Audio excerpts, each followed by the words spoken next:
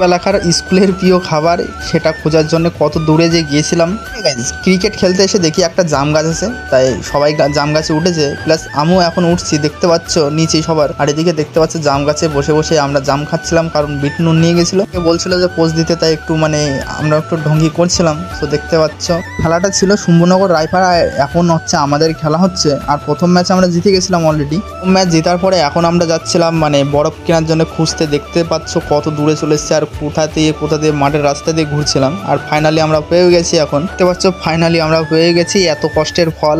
So finally একে আমি ধরিয়ে দিলাম। আমাদের অনেকটা পথ অতিক্রম করতে হয়েছে এটার জন্য। আমাদের একটা কথাই বলবো, শম্ভুনগর যা আমাদের সাথে করেছে ওটা যেন কোনো ক্রিকেট খেলাতে না হয়। আমরা যত আসতেই বল করি নো ডাকছিল, কারণ শম্ভুনগরের নিজস্ব কমিটির টিম ফাইনালে উঠেছিল, আমরাও ফাইনালে উঠেছিলাম, তাই আমাদের সাথে আমরা না খেলে চলে এসেছিলাম। আর এটা কোথাকার রাস্তা আমাকে অবশ্যই কমেন্টে জানিও কেউ যদি চিনে থাকো। আজকের মতন ভিডিও এখানে শেষ করলাম। হার হার মহাদেব।